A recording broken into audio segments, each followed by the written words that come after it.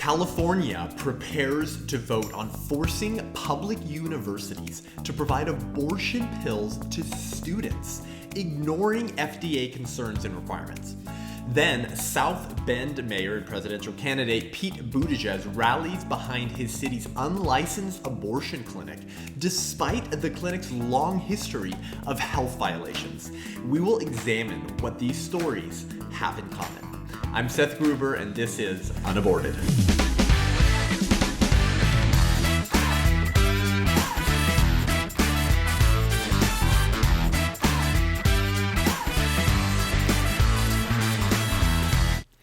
So you may recall the escalating battle in the state of California right now over a piece of legislation called SB 24, which would require public universities to provide the abortion pill in their health centers to college women.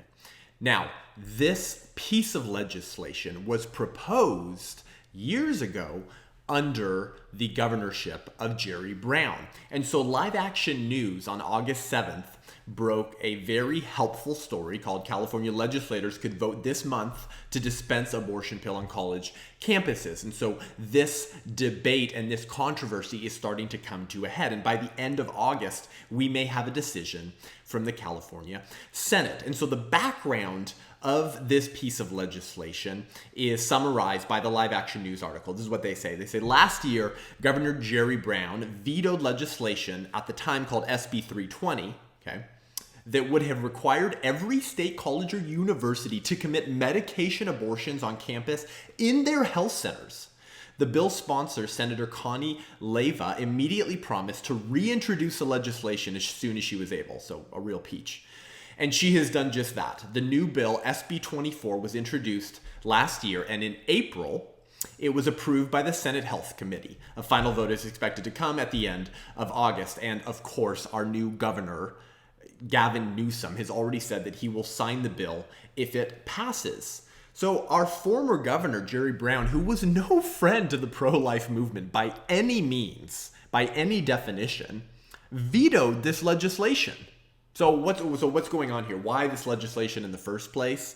And why such a different response from the current governor and our former governor? Well, according to the bill's sponsor, Senator Connie, Leiva, she basically just wants to make killing babies easier. This is what this is really about. She's a tool of Planned Parenthood to kill more babies because this is a profit-driven industry. These people do not care about health, they care about profit. And so according to the Live Action News article, quote, Leiva said that students shouldn't have to travel off campus or miss class or work responsibilities in order to receive care that can be easily provided at a student health center. So we love abortion so much here in California, well, those, of course, shoving this legislation, this senator, that we're going to mandate from a state level that universities, against their preference, it wouldn't really matter, we're going to force them to carry the RU486 abortion pill in their health center and provide it to students. And the legislation seems to suggest that they're going to increase students' fees to cover some of the cost of this abortion medication on college campuses. So Senator Connie Leiva is basically saying we just need to make killing babies easier. God forbid that a woman drives a few miles to an abortion clinic or a Planned Parenthood, which are always conveniently located very close to campuses. No, she needs to be able to walk a quarter mile to her campus health center. Now, Live Action News was actually quoted Jerry Brown's decision when he initially decided to veto the bill. So here's a little background into why California's recent radical governor in his own right vetoed this legislation. Quote, according to a study sponsored by supporters of this legislation, the average distance to abortion providers in campus communities varies from 5 to 7 miles, not an unreasonable distance, said Jerry Brown in his statement explaining his decision. Because the services required by this bill are widely available off campus, the bill is not necessary. That is entirely reasonable. And that's probably the only time you'll hear me use the word reasonable in a sentence explaining Jerry Brown. That's entirely reasonable. These abortion pills are already available at every Planned Parenthood facility, abortion mill, alongside with plenty of other abortion clinics that are conveniently located next to college campuses because, of course, college women are in the age group where the most abortions are performed. This is a radical piece of legislation.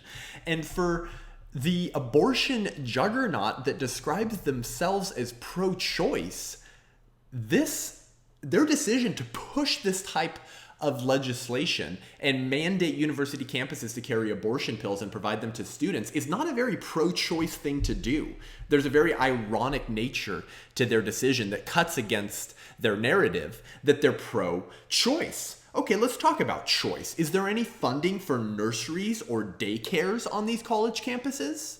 What efforts is Senator Connie Leiva and her pawns making to ensure that women have choices if they're facing an unplanned pregnancy while they're in college? The answer is none at all. There's no funding that they're trying to include to give women the choice to choose motherhood or to remain a mother, because obviously pregnant women are already mothers. There's nothing to help women like that. No. Just come on into our abortion health center. Here you go. Here's an abortion pill. This will cause your baby to die and deprive it of nutrients, and then you can deliver it in the toilet in your dorm room. That is not pro-choice. How about a program that helps pay students on campus who are certified and trained in infant care to help watch and take care of the infants of their female colleagues? Any program like that we're pushing funding for because we're pro-choice? No, not at all. And by the way, this is exactly what I did in college. I attended Westmont College in Santa Barbara, a Christian liberal arts college, and a friend of mine who was in my same class returned for our senior year with a baby. And so twice a week, conveniently, our schedules worked out that I had class when she didn't and vice versa. So twice a week, I watched her infant that I started watching at 6 weeks old until we graduated when he was 8 months old.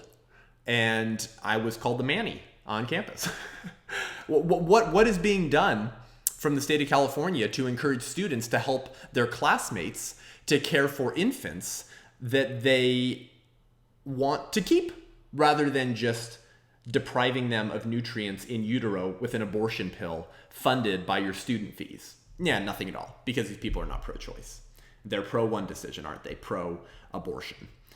Now, this piece of legislation, SB 24, sponsored by Connie Leiva, obviously only encourages one choice. And so on her website, she explains her decision. She says, quote, "This important legislation will help to improve the academic success of students and empower them to make decisions supportive of their own personal and professional futures." I mean, you know this, right? This is just the euphemistic doublespeak of the abortion juggernaut to make abortion sound actually empowering and not like feticide. So translation from Senator Connie Leiva: you need to kill your baby in order to achieve academic success and empowerment. And I'm happy to help you do that. This is our wonderful state. And this piece of legislation will be signed by our new governor if it is voted on favorably. So how does the abortion pill work? Okay, I've been talking about RU 486. Maybe you're not aware of this, but abortions that are performed through the first 10 weeks of pregnancy are not surgical abortions. They're medical abortions, medication abortions, pill-based abortions. And this is when a large majority of abortions are performed, right? Because they're cheaper. It's cheaper to kill a baby when it's less developed. And they're more widely available because lots of states have restrictions on later-term abortions, right? So this type of abortion is very common. But what is the abortion pill? How does this work? Because this is being pushed as a pro-health decision. We're helping women with their health because they're being provided at college health centers. Well, is the RU 486 abortion pill conducive to women's health? What is it and what does it do? Well, it is taken up to 10 weeks gestation, and it actually includes 2 different medications. Now, Many people got a brutal picture of the reality of RU486 recently when they watched the new pro-life film Unplanned, because it has a scene that brutally depicts the reality that is involved with RU486 and the experience, the painful experience that many women go through in taking the RU486 pill. So you actually take two different pills. The first one is mifepristone, and the second is misoprostol. Mifepristone blocks the hormone progesterone, which is necessary in stabilizing the lining of the uterus around where the baby lives. And without progesterone, the lining of the uterus starts to break down, cutting off blood and nourishment from the baby, who is slowly starved to death. Okay, so that's what the first pill does. And a college student would potentially be taking that pill in the health center before she leaves. Then, a couple days later, after her baby has been starved to death and murdered, she'll take a pill called misoprostol. And that causes contractions, forcibly causes contractions, because of course this is unnatural, right? Contractions are supposed to happen as you're getting ready to give birth, not at 10 weeks when your baby's still developing. So it forcibly causes contractions to occur, dispelling the murdered baby. So this is how RU486 works. And the FDA has publicly available information regarding the risks and effects of RU486. And yet the abortion rights movement wants to cover those up and create lies because they can make a lot of money selling abortion pills, because over 90% of the abortions in our country are performed in the first trimester, and a large percentage of first trimester abortions are performed before the 10th week of gestation via RU486. Well, the FDA says that risk and effects of the RU486 abortion pill can include abdominal pain, nausea, vomiting, diarrhea, headaches, heavy bleeding, and even maternal death. That would make a great ad, wouldn't it? If the producers of the abortion pill created honest advertisements. You know, the advertisements on pills where they say it all fast, may include headache, blah, blah, blah, blah, or death. Yeah, let's see an honest ad on RU486 using that language. According to the FDA, 24 women have died taking RU486 since it became publicly available on the open market. Average bleeding, according to the FDA, lasts 9 to 16 days after your dead baby is dispelled after taking misoprostol. And 8% of women will endure heavy bleeding for more than 30 days. 8% is not an insignificant number. This is not a safe piece of medication. And of course it's not, because it's unnatural. This is a baby, it's a human. Your uterus was designed to grow life. Of course there's side effects and repercussions. On June 18th, 2018, Live Action News published an article, and in it they cite a 2000 Oxford University Press study which found, according to the article, quote, that the average failure rate of a medication abortion is 8%. An 8% failure rate means that about 1 in every 12 chemical abortion attempts will be unsuccessful, which means women will need to be subjected to a surgical abortion, which of course also has its own risks, according to Live Action News. So if you take the publicly available information from the 2000 Oxford University Press study that 8% of RU486 abortions will be unsuccessful, that translates to 1 in 12 medication abortions being unsuccessful, which means they have to come back in for a surgical abortion. Now, is Senator Connie Leiva making that information publicly available? Is that information available in the new piece of legislation, SB 24, that our state's going to be voting on at the end of the month? No, of course not, because these people do not care about women's health. They're perfectly willing to endanger women's health for political and financial gain. Now, in 1 second, we're going to discuss the abortion movement's complete ignoral of the health risks associated with RU486 and their attempt to ramrod this bill through with fake medical studies. But first, let's calm down. I have an exciting announcement for you. As I've mentioned recently, this fall, in partnership with Students for Life of America, I'm going on the road for my university speaking tour called Abortion is Genocide. I'm currently booked at Fresno State University, Cal State Long Beach, Cal Poly SLO, Berkeley, with many more to come. And I am going to be taking this university tour on the road through the spring semester for the entire year. And this is an important lecture because probably 3 of the most offensive words you could put together in a single sentence for the pro-choice movement is that abortion is genocide. Now, we don't do that to intentionally offend people. We do that to get people to rethink abortion in a larger historical framework. That larger historical framework entailing the strategy of dehumanizing a class of human beings that you want to mistreat or murder for your own political gain. And unfortunately, those who dehumanized the African American population in our country and Jews in Germany use the same strategy that those in the abortion rights movement do. Because if you can convince an entire society that a certain class of human beings are not persons and do not have rights, it becomes very easy to rationalize or justify their mistreatment or slaughter. And that is what is happening in the issue of abortion. So while circumstantially different than the Holocaust or slavery, abortion is a fatal misstep and repetition of history that utilizes the dangerous tactics of genocide and dehumanization. So we're going to be talking about abortion in that framework.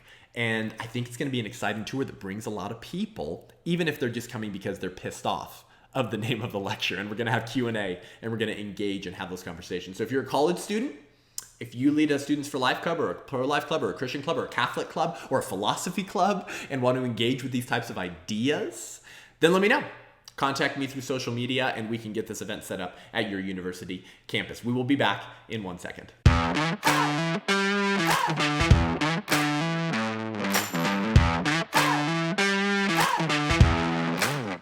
So welcome back to the show. So if you were disturbed by what you just heard regarding the state of California's intention, it seems, to ramrod this SB 24 piece of legislation to mandate and require state college campuses to provide abortion pills in their health centers, completely ignoring the FDA risks involved with that medication, then just wait to hear what follows. So there's a very interesting component to this conversation, isn't there?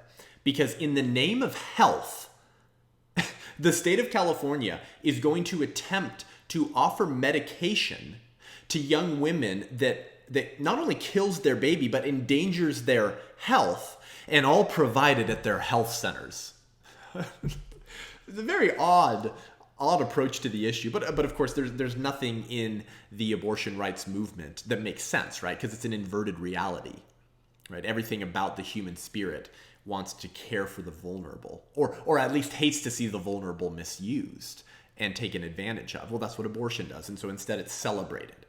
Right? And the normal maternal and paternal instincts are to care for the young. Well, abortion dismembers the youngest members of society. So of course, nothing about this makes sense because nothing about the abortion worldview makes sense. And so in order to make it make sense, right, just like genocide uses euphemistic, dehumanizing terms to make the acts in question seem less bad, so too do abortion leaders participate in euphemistic language to redescribe the true nature of reality as something that is an easier pill to swallow, no pun intended. And so abortion advocates have been pushing a narrative that the abortion pill is as safe as Tylenol. Yes, as safe as Tylenol. Now, I don't remember the last time I read an FDA label saying that 24 people have died of Tylenol since it hit the open market, and you might bleed for 30 days, and your headache might not go away, and then you might die.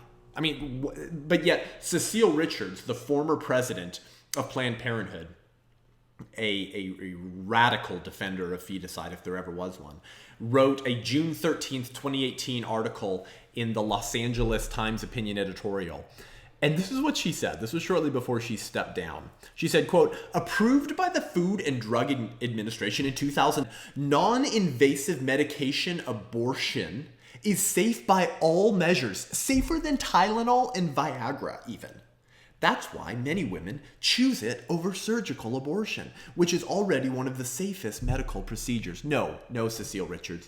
Many women choose medication abortion because it's cheaper and because it's easier for you to convince them to get an abortion at that stage because they can't feel their baby kick yet. They're more likely to believe the lie that it's just a blob of tissue, and their state probably will not have any restrictions on abortion that early. That's why many women choose medication abortion, not because it's as safe as Viagra or Tylenol, for goodness sake. And yet this is the narrative. And this is what our state and Senator Connie Leiva and everyone who's supporting this bill is running with. Of course they're running with it. If they were to put in all of the FDA concerns into this piece of legislation, do you think anyone would be supporting it except radical members of the left? No. Most Democrats who support abortion even would say, no, this is not okay. But of course, this information is not known to large majorities of the American public because those who are responsible for pushing narratives regarding abortion are pushing biased narratives that aren't going to discuss the realities of the concerns and risks involved with abortion, even if it is medication abortion. And yet the FDA acknowledges that the abortion pill can be very dangerous and therefore has requirements for prescribers of the abortion pill. Okay, the FDA has requirements for people who are going to sell it or prescribe it to women. And here's what they have to say regarding those who would want to prescribe or sell RU486. This is from the FDA. Healthcare providers who would like to become certified to prescribe Mifeprex, that's the name of the RU486 pill, must have the ability to date pregnancies accurately and to diagnose ectopic pregnancies. Healthcare providers must also be able to provide any necessary surgical intervention. Why? Because remember, 8% are not going to be successful, so women have to come back in for surgical abortions, or have made arrangements for others to provide for such care. Healthcare providers must be able to ensure that women have access to medical facilities for emergency care. Why would they need emergency care if it's just a pill like Tylenol? Because it's not. It's dangerous for women. And of course, it's dangerous for the children inside them for whom it's intended to kill. So what's been the abortion movement's response to all of this? Well, Live Action, again, they've been covering this exhaustively and very, very effectively, has their August 7th article from this month. And they say, quote, pro-abortion researchers who stand to personally benefit from the sale of the abortion pill regimen are currently attempting to convince the FDA to get rid of these safeguards that we just discussed through the use of multiple expansive clinical trials that have one goal in mind: make the abortion pill more readily available. So they're trying to contrive fake medical studies to push a separate narrative to get the FDA to change the requirements for prescribers of the abortion pill so that they can ramrod SB 24 onto public university campuses and make a ton of money off of killing the unborn children of pregnant female college students in their dorm room. That's what's going on here, and this is going to be voted on probably by the end of August. Live Action has another article from July 18th, last month, called "Who's Behind a Study Pushing Easier Abortion Pill Access? People Who Stand to Gain from It." And in their report, they report that UC UC San Francisco, okay, and UC Davis have both sponsored clinical trials attempting to expand abortion, pushing pharmacy dispensation of abortion pills, and trying to discredit the abortion pill reversal. Okay, now this is a pill that has been very effective in saving the lives of unborn children whose mothers decide that after they take mifeprostol, they don't want to end the life of their baby. And the abortion pill reversal has been being used very effectively by pregnancy care clinics, most notably Obria, to save the lives of babies whose mothers have changed their mind after they've taken the first piece of the pill. This is amazing. Literally lives are being saved because of the abortion pill reversal, which is basically just a ton of progesterone that you're being injected with, that you're taking because it's been blocking the hormone progesterone, which leads to depriving your unborn child of nutrients. So, quote, the article goes on and says, UC is funded. Okay, so the college is performing these trials. UC is funded by known population control advocates who have a vested interest in abortion, as well as original investors of abortion pill manufacturer Danco. One of those investors being the David and Lucille Packard Foundation, a far-left radical leftist foundation that sends millions to those in the abortion rights movement. And according to Zoom Info, where you can just get publicly available information on companies, Danko Laboratories, which was formed specifically to bring the RU486 drug to market, has an annual revenue of $8.4 million. And then, of course, that's being turned around and resold, of course, for much higher profit. So there's a huge financial incentive here to push the abortion pill onto young, vulnerable female college students who think that abortion is their only option in order to continue their education and pursue a career after college. So this is all about profit over people. Those who claim to care about women's health and even describe abortion as women's health care have no concern with women's health whatsoever. Now, certainly not unborn women's health, right? Let's just ironically point that out. They're murdering unborn women, so they have no concern for their health. But even the pregnant women who want to obtain abortions, the abortion juggernaut does not care about these women's health. If they did, they would be including the risks in their bill, at the very least. At the very most, if you really wanted to prove you cared about women's health, you wouldn't even be proposing this piece of crap legislation. We all know that. If 24 women have died from the RU486 pill and others are going to bleed for 30 days and have painful contractions for a month, why would you be prescribing this and trying to sell this to young college students and telling them that it's as safe as Tylenol?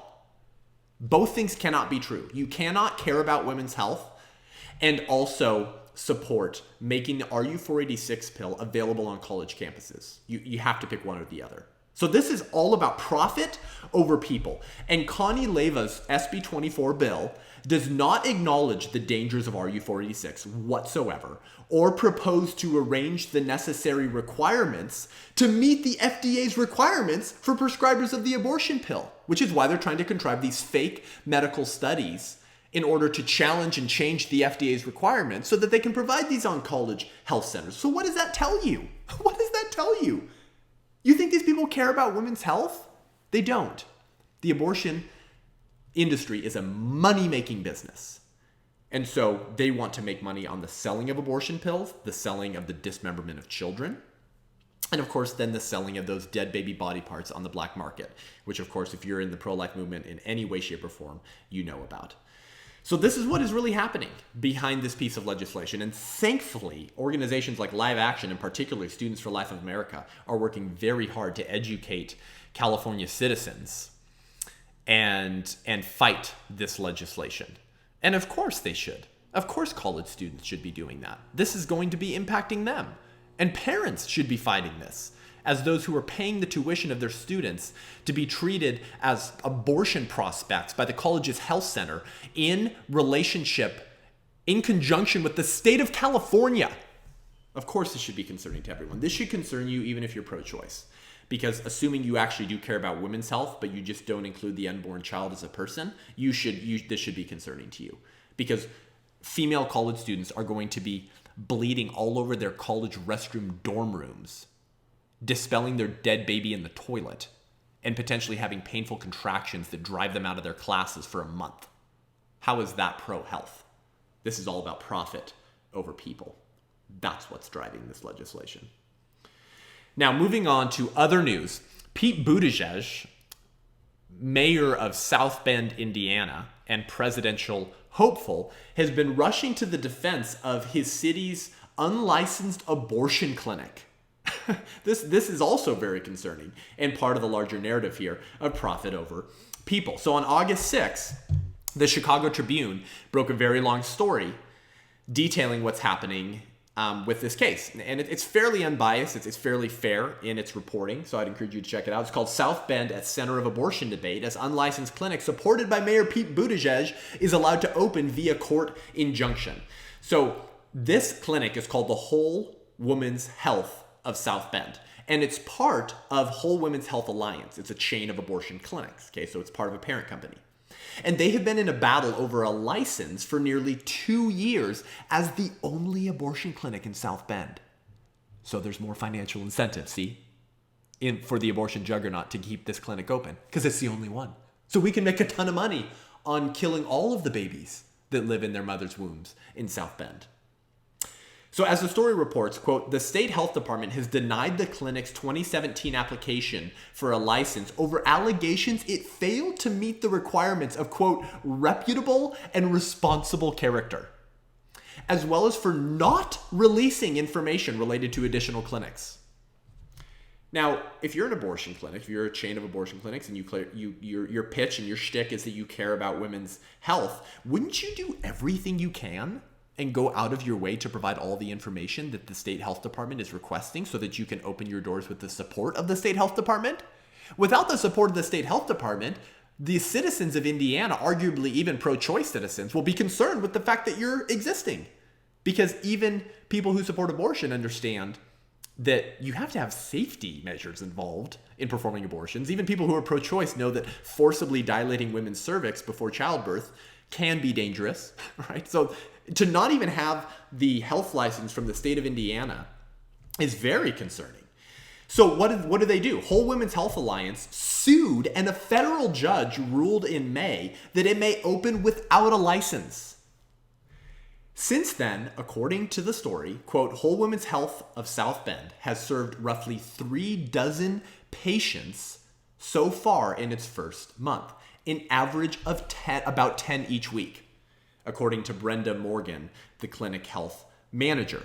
So in other words, Whole Women's Health Center is so eager to make money as the only killer of unborn babies in South Bend that rather than going out of their way to comply with the state health department and give them all the information they need, they sued the state health department and either had a federal judge in their pocket, or by happenstance, the federal judge was incredibly pro-abortion and ruled in their defense. Now, by the way, the clinic only provides medication abortions like we just talked about, up to 10 weeks gestation. They only provide the RU486 pill, which now you know everything about. So there's the health concerns with providing the RU486 pill, obviously. And then there's the health concerns and moral concerns with the only killer of unborn children in South Bend refusing to cooperate with the state health department in order to get a health license, which is ironic in its own right because they're killing babies and abortion is unsafe for women. So again, the Chicago Tribune article goes on, quote, U.S. District Judge, here's the judge who ruled in their defense, Sarah Evans Barker, noted the burdens of legal restrictions and travel, saying that, quote, the obstacles to obtaining abortion in northern Indiana are such that women find it easier to travel out of the state to Chicago, bypassing nearby Merrillville to obtain abortions there. So this is interesting, huh? Barker, this judge, pro-abortion judge, who's perfectly willing to let unlicensed abortion clinics operate, is not concerned about alleviating the, quote, she says, burdens. She's not concerned about alleviating the burdens in women's lives that make them feel like abortion is their only choice or option. The only burden that she is interested in alleviating is the burden of how difficult it is to kill your child. Think about that for a second. How is that a pro-choice position? Again, we should be challenging this disgusting euphemistic language of pro-choice. If you were pro-choice, you would be pro-information and pro-making all choices available. But you don't make the information regarding the RU486 pill available. You're probably not telling the citizens in Indiana that this abortion clinic is unlicensed. They probably only know it because of, thankfully, unbiased news reporters. No, you're only concerned about alleviating the burdens of how difficult it is to kill your unborn children in Indiana. Thankfully, the Indiana Attorney General is very pro-life, Curtis Hill. And according to the South Bend Tribune on June 3rd, quote, this federal judge, this is Attorney General Curtis Hill saying, this federal judge, talking about Sarah Barker, seems to believe that every large city in the state is entitled to its own abortion clinic, he said in the news release. She further seems to think that state licensing requirements must give way, whenever a clinic proposes to open in a city without one. The U.S. Supreme Court has never even remotely implied that such a rule exists. Of course they haven't, and of course they haven't. Oh, well, as long as you're a city in which there isn't an abortion mill that makes blood money off dismembering children, then all state health requirements just go out the window, because we just need more abortion mills, more abortion mortuaries. My goodness. But this is the narrative, right? Abortion is so important, and so if we can use language that convinces South Bend, Indiana citizens to support the opening of the clinic, then that will enable us to kill more babies. And obviously they've been very successful doing it already. They've had a lot of women coming in for abortions. This is all about profit over people. You cannot reconcile these people's decisions with the belief that we have to care about women's health. They're irreconcilable.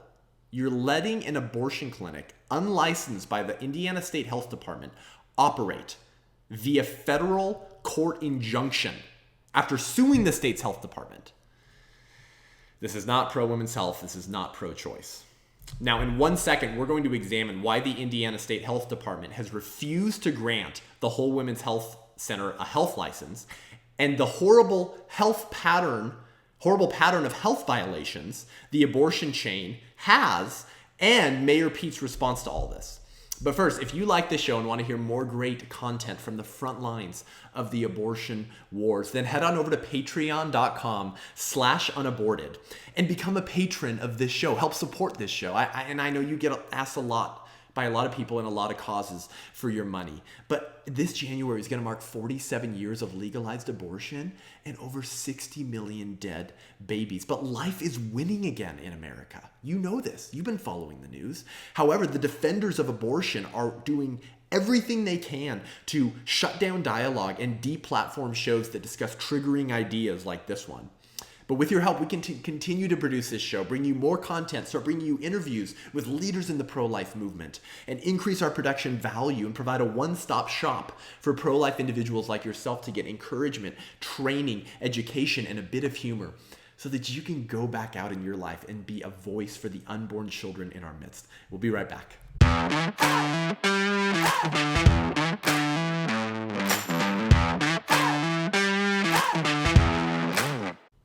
Welcome back to UnAborted. So as we were just discussing, there's obviously a reason why the Indiana State Health Department is so concerned with the reputable character concerns for the Whole Women's Health Abortion Clinic in South Bend, Indiana, the only one that a federal judge ruled to allow to stay open despite being unlicensed and superseding the Indiana State Health Department. So what did the Indiana State Health Department mean when they said that the Whole Women's Health Center, quote, failed to meet the requirements of reputable and responsible character? What is the concern here? They blocked their health license in 2017. Here we are 2 years later. And the abortion clinic sued the state health department to get a pro-abortion federal judge to enable them to open after 2 years of trying to open. So what's exactly going on here? Again, obviously there are health concerns with not being licensed by the health state department, and we're about to see how concerning those concerns really are. So the Texas-based abortion chain, Whole Women's Health Alliance, of which the South Bend, Indiana location is but one, has amassed dozens of health and safety violations over the years. And leading pro-life organizations have been reporting on these health violations for years. This particular abortion chain, Whole Women's Health Alliance.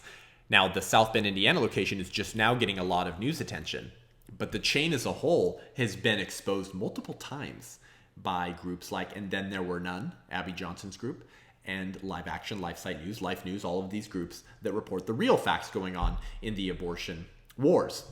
So Live Action News has an article from February 2016 detailing the long history of health violations that Whole Women's Health Alliance has amassed. So here's some of them, and I'll give them to you by year. This is very concerning. Remember, again, this choices are being defended because we have to care about women's health care.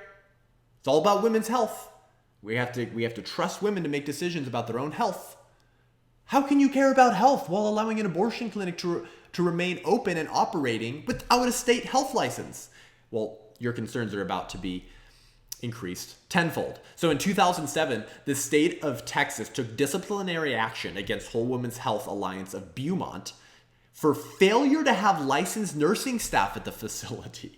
In 2011, Operation Rescue released info documenting widespread abuses at a dozen Texas abortion facilities, with Whole Women's Health being among the worst offenders, where bloody medical waste and patient logs covered in blood were thrown in an outside dumpster. Again in 2011, the state health inspectors at Whole Women's Health in Beaumont found, quote, numerous rusty spots on the suction machine used on the patient for an abortion. So here I'm ripping the arms off of your child with my vacuum in your uterus, and now it's getting rusty because I'm not properly cleaning it, and then I'm using that on other women. How is that good for women's health? My goodness.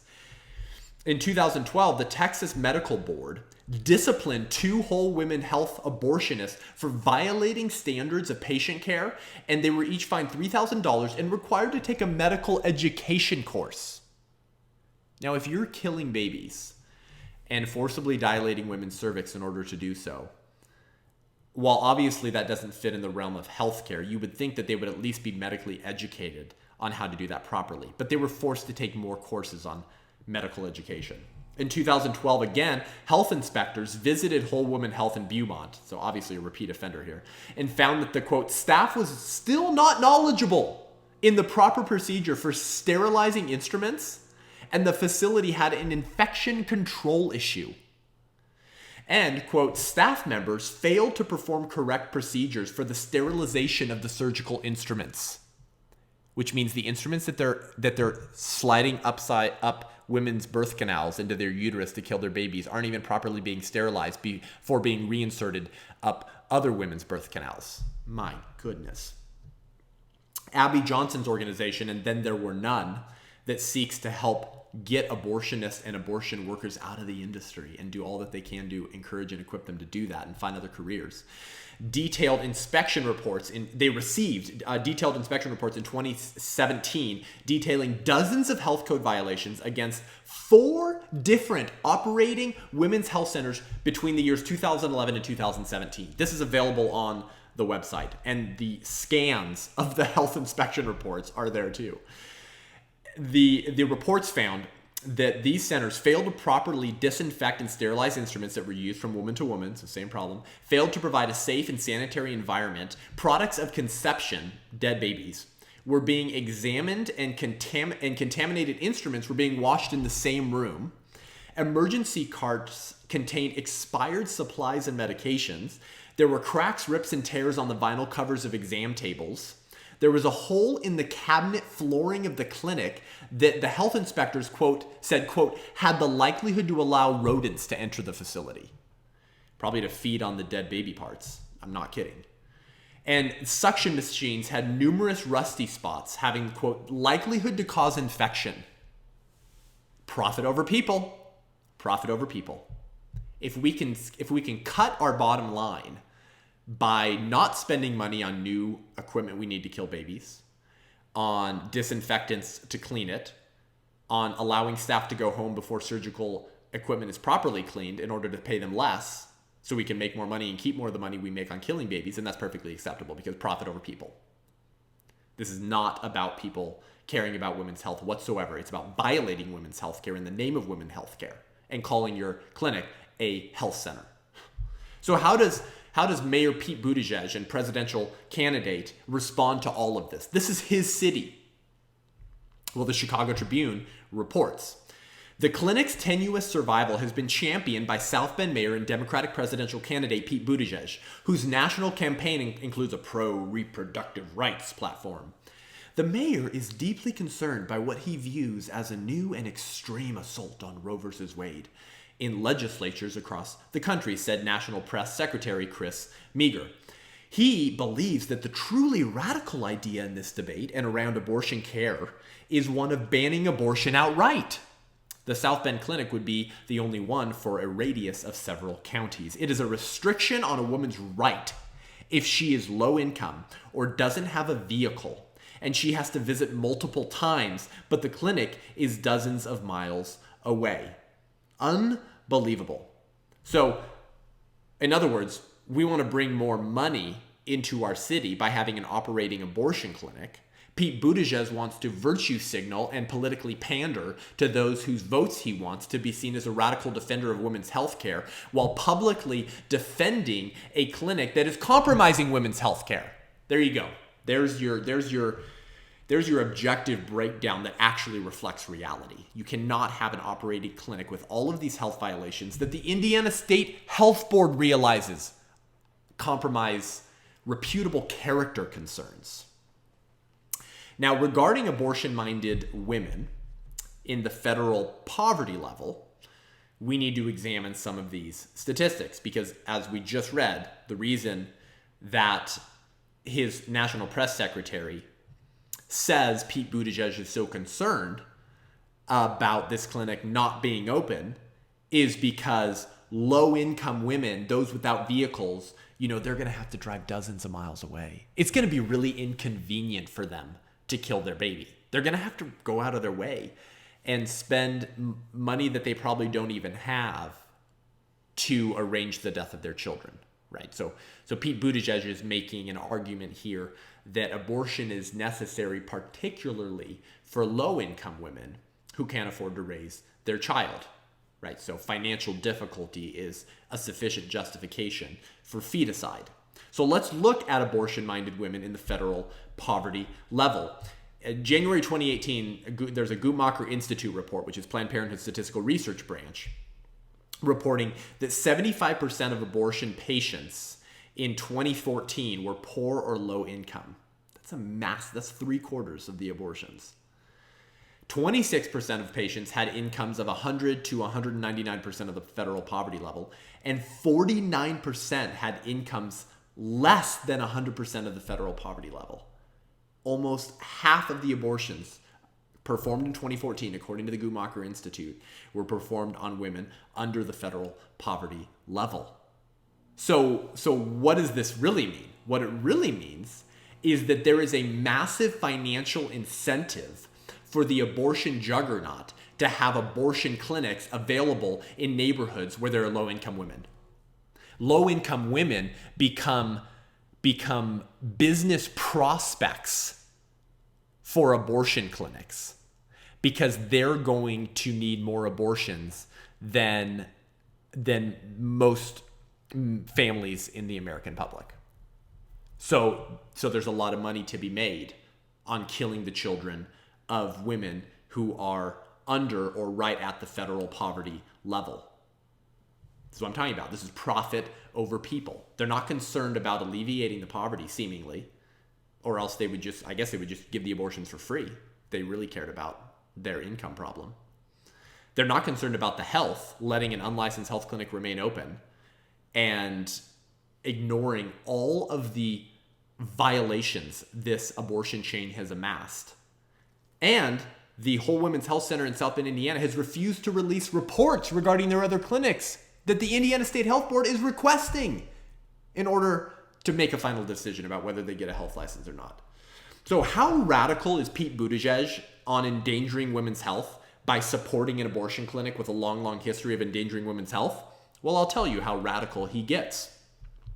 The Chicago Tribune continues his story saying, last year, Buttigieg ignited a local firestorm when he vetoed a zoning request by the Women's Care Center, an anti-abortion pregnancy center that attempted to open next door to the Whole Women's Health of South Bend. In a letter to other city leaders, he argued that the neighborhood would not benefit from adjacent organizations with, quote, deep and opposite commitments on the most divisive social issue of our time.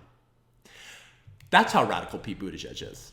Now, he's a highly intellectual person, and he is very good at making his radical position sound not so radical because he's very good at language. He's highly educated. He's very good at speaking on his feet. But this is incredibly radical. Listen to how he says that. Our neighborhood would not benefit from adjacent organizations with deep and opposite commitments on the most divisive social issue of our time. No, you hate people who want to save babies so much that you you vetoed a zoning request to allow a pregnancy center to open up next to the abortion clinic. Here is how radical Pete Buttigieg actually is. On May 23rd, 2019, the Planned Parenthood Action Twitter account released a video of Pete Buttigieg pretending to care about women's health. So listen to Pete Buttigieg lie as he says that he cares about women and their health. I trust women to make the decisions about their bodies and about their lives that are going to affect their future, and to see the erosion and even assault on those rights coming out of places like the all-male Senate vote in the Alabama legislature shows that you cannot take these rights for granted, especially with the actions that are happening here in Washington in coordination with what's happening in state capitals, particularly in the South. Unbelievable. So here's Pete Buttigieg lying to the American public in a video taken by Planned Parenthood Action, saying that he trusts women to make the decisions about their bodies and their lives that are going to affect their future. Tell me, Pete Buttigieg, how is enabling an abortion clinic to remain open unlicensed by the state health department with a history of dozens and dozens and dozens of health violations from their various locations supporting women's decisions to make their own health decisions? How is that supporting women to make decisions about their bodies? It seems that you're actually supporting an organization that has a long history of compromising women's decisions about their health that could potentially affect their future, to use your language.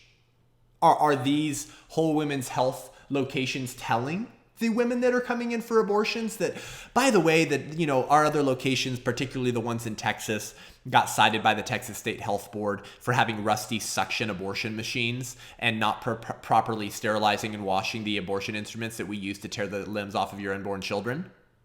Yeah, right.